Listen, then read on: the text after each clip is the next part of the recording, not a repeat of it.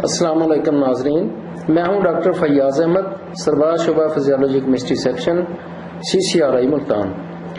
آج ہم اپنے کسان بھائیوں کو زمین کی زرخیزی اور صحت کے متعلق کچھ مشوروں سے آگاہ کریں گے۔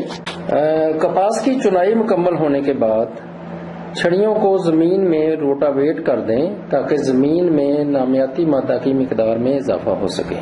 اس کے ساتھ ساتھ چھڑیوں میں غذائی اجزاء بھی کافی مقدار میں موجود ہوتے ہیں جو پودا زمین سے حاصل کرتا ہے۔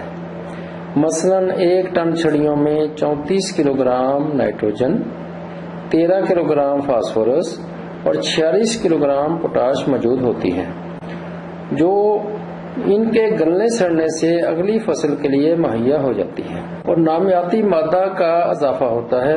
جیسا کہ آپ جانتے ہیں کہ نامیاتی مادے کا زمین کی صحت میں بہت اہم کردار ہے۔ اس کی وجہ سے پانی جذب کرنے کی صلاحیت بہتر ہوتی ہے اور غذائی اجزاء کی فراہمی بہتر ہوتی ہے۔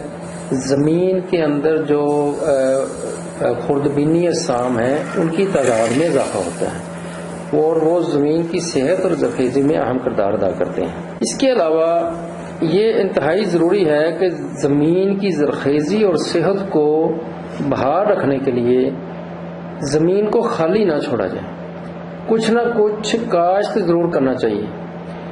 اگر کسی وجہ سے کسان بھائی گندم کی فصل کاشت نہیں کرتے یا نہیں کر پاتے تو اس کی جگہ پہ برسیم وغیرہ کاشت کی جا سکتی ہے۔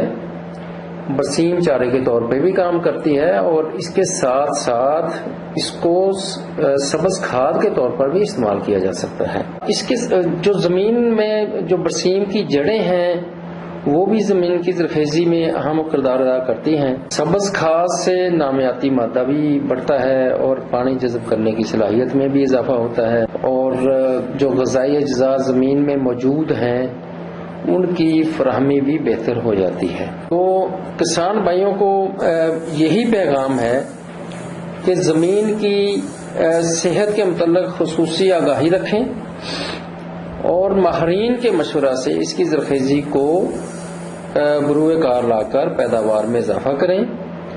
کسان اگر خوشحال ہوگا تو پاکستان بھی خوشحال ہوگا۔ اللہ حافظ۔